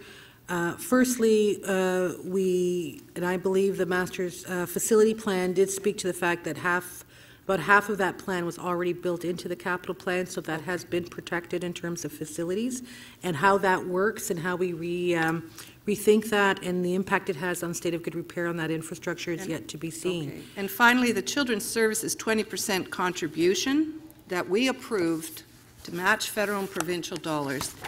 That is not in here, except if I read it correctly, you're phasing it in, and I don't think that was the direction of Council. The direction of Council was to approve in principle the 20% contribution subject to the annual budget process. There was no approve in principle. Thank you, Councillor. Councillor Doucette. I'll look it up. Thank you very much. In these funny papers, so I don't know what to call them. So, appendices. Yeah, sorry, appendices.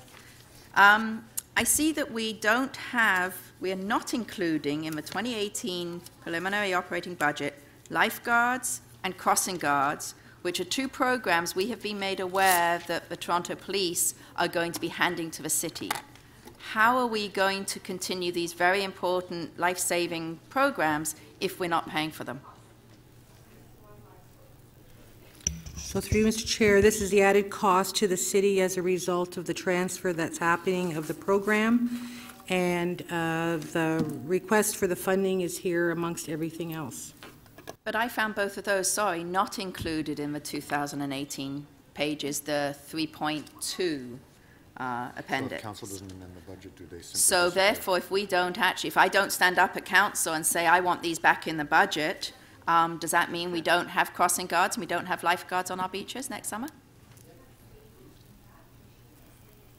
That is not the intent of not including it. I think what we're talking about in this case is that we have a series of new requests for investment for which priorities and funding sources need to be identified. The next one, I also see not included in this budget right now is the 2-hour transfer on Presto, but the mayor's made announcements that this is going ahead, but it's not in the budget. Is that, again, councillors got to stand up and say, you know, the mayor wants this in the budget, we want this in the budget, we need that funding? Through you, Mr. Chair, again, this is another priority that's been identified by the agency as well as council, and they'll have to determine that priority relative to others. So the same sort of thing with Immunization of School Pupils Act, which is mandated by the province that we do this, but it's our shared portion, yet again, is not in the budget. So we will have to stand up and request that and find a resource, source for it somewhere. I also noticed that Transform TO is not in this budget. And we understand as council, and from the report, it was unanimously voted on. The report was unanimous at council, and yet we're not putting the money in to allow us to get ready for, and we'll not even get ready. Climate change is here now. So nothing's in the budget for Transform TO. Is that correct? No enhancements. So through you, Mr. Chair, I think the key issue here is you have a series of strategies and approaches that get approved by council without the implementation or funding assigned to it.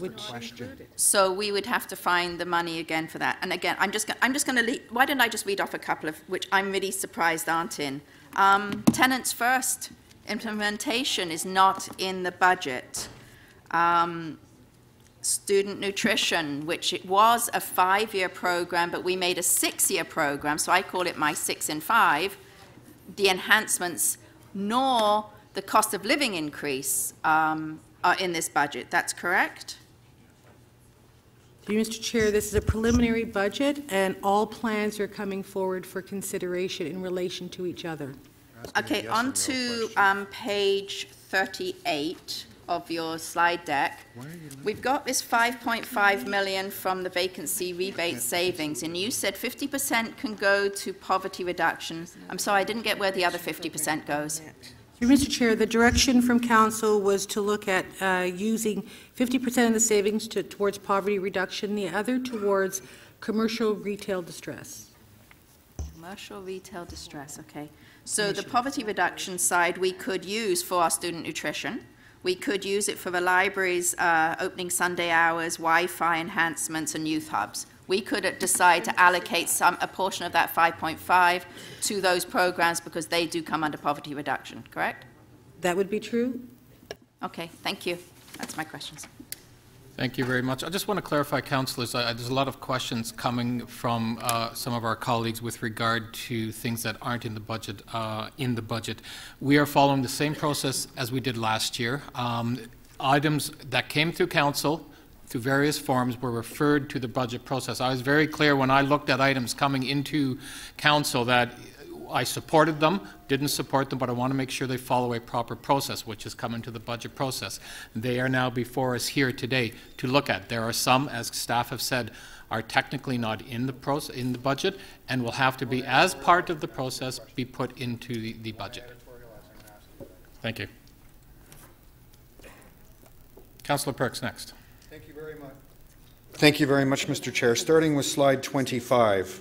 It says here that service standards are not adjusted for population growth.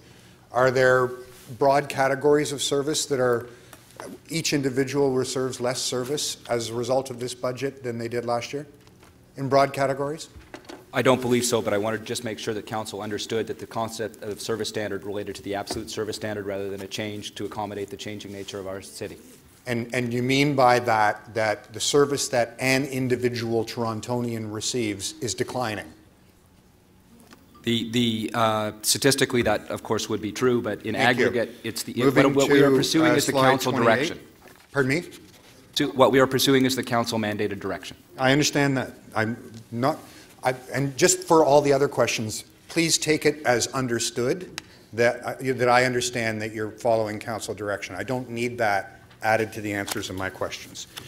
On slide 28, the TCHC sinking fund that there's a reduction in, the city contribution.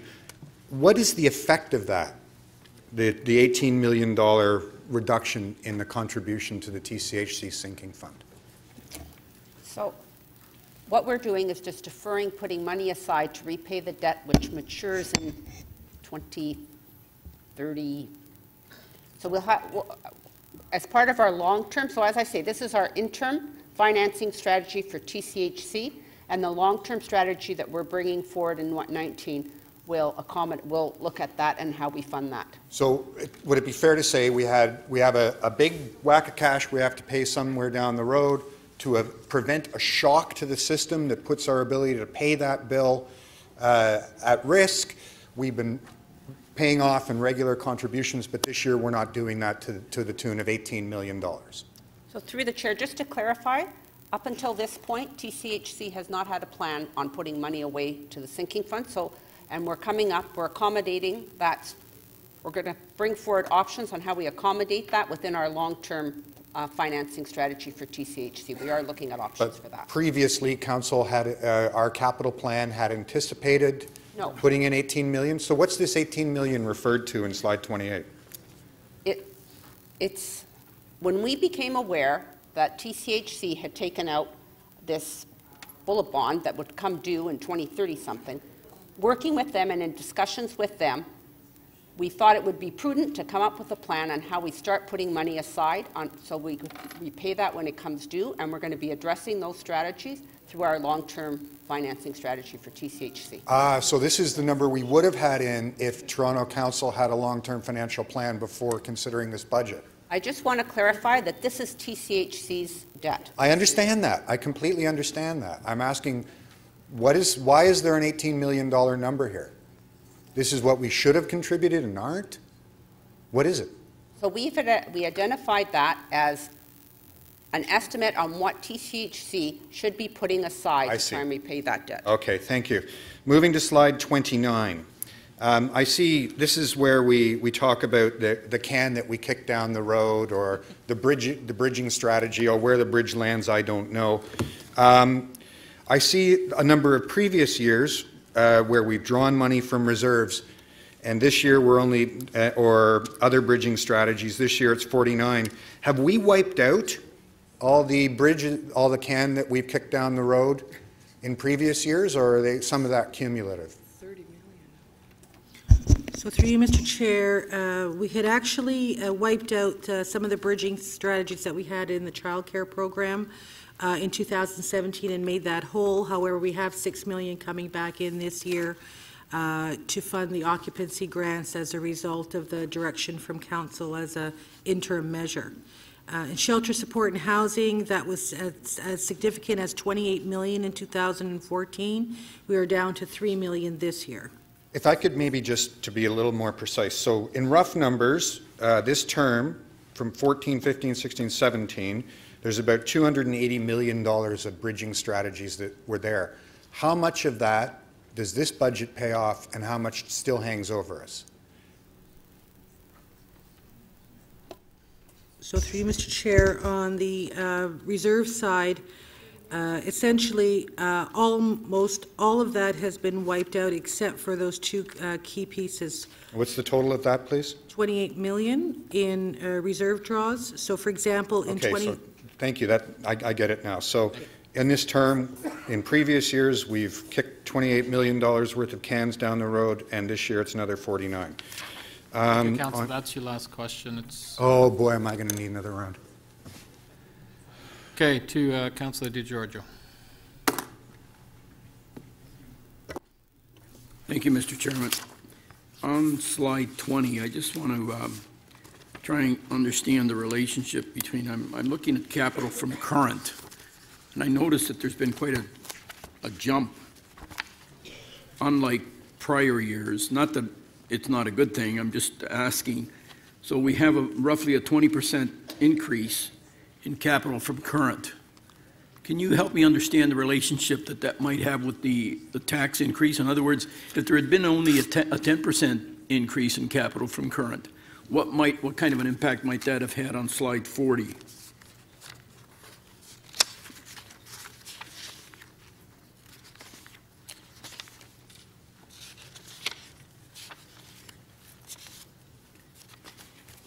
Sorry, Councillor, did you say slide 40? Sorry, 42. In terms of the overall increase, if we had reduced the capital from current to the normal 10%, might we have seen a higher increase in the tax rate? So the preliminary budget, as I indicated, used an assumed rate of inflation. That was the basis for the calculation that Council endorsed. Assumed rate of residential property tax increased at the rate of inflation. That was baked into or built into the spending objective that Council endorsed back in May, and we have largely met in this year. So that would not change the numbers on page 42.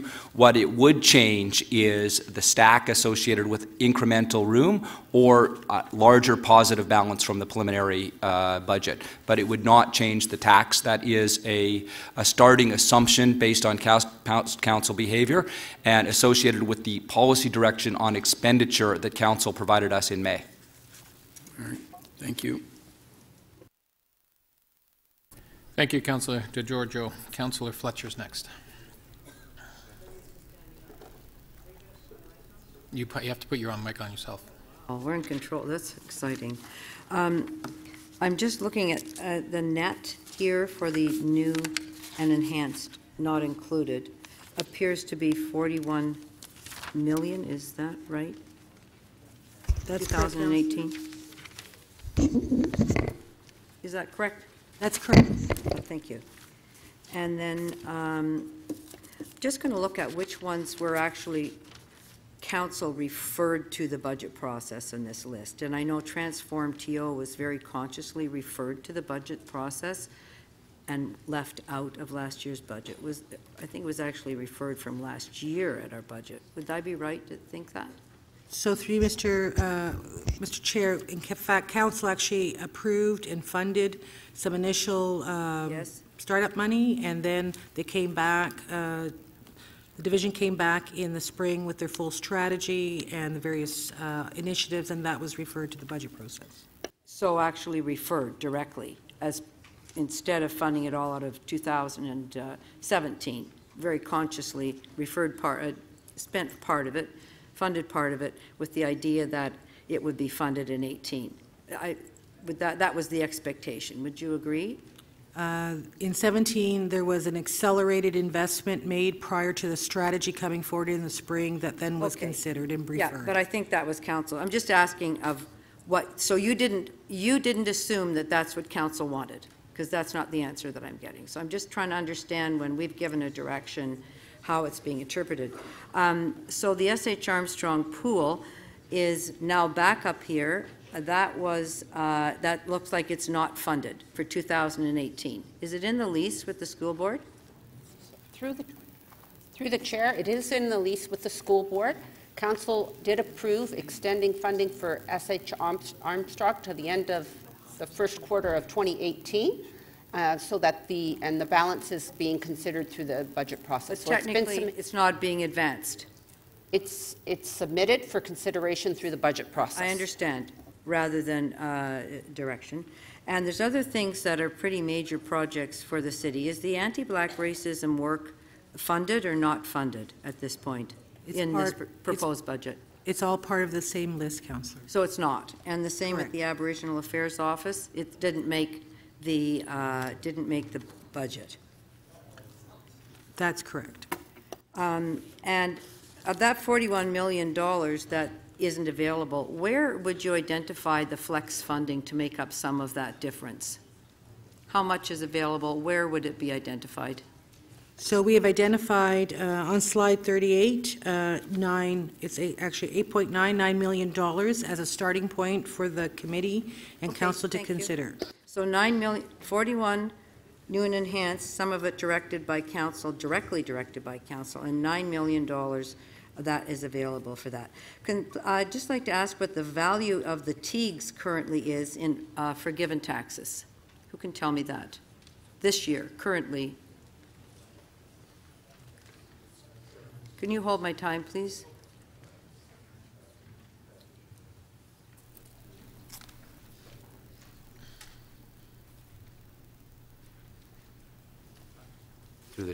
Through the chair, I'm going to ask Mr. Gupta to respond to that. He administers the TEAG program. And I just want the number. I don't. 30 million. 30 million in deferred taxes, and that's 2017? What's in the budget? In the budget is 30 million. For 18? That's right. And what was it in 2017? So the budget request is in fact 37 million. And in 2017, the request was 20 million. 20 million request and deferred. 18, it's 30 million request and deferred. And what's the estimate to 2020? 19 and 20 for, do you have an estimate, or are we just going like that, year by year? Just one, yes or no, year by year? Or there is an estimate for an additional $4 million. So carried over every year, 30, 27, 30, 34. Thank you. And what are the financial changes that are related to our new investment? What's our projected new income based on our new investment board? So in the budget, we're carrying forward, I believe, a $14 million increase in the investment income for 2018. Is that as a result of the new investment board and the new investment policy? This is as a result of an ability of the City of Toronto to invest in other assets so beyond, our new policy. beyond the bond market. market. Is that the council-approved policy? Yes. Council has approved the policy, no, Executive Committee has approved the policy that is going to Council next week. For our new board. It's your last question, Councillor. And I hope we get another round. Thank you. Thank you. Is there any other visiting members who want to ask questions? Okay, I'm Councillor Carroll, sorry. I'll ask for a round two. I'm at the will of the committee here with regard to a second round. Understanding, folks, that this is just the beginning of a process, there will be many opportunities to continue having the conversations and get a lot more in depth, so I'll leave it up to the committee to, if they want to.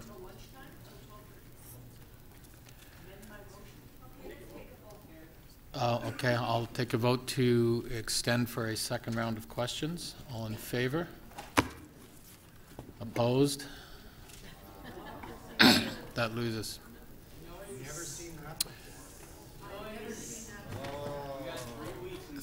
There will, well, anyway, I want to, we will have plenty of opportunity starting on December 12th, 14th, 15th, and 18th to get into more questions on the budget, and this meeting is adjourned. Thank you.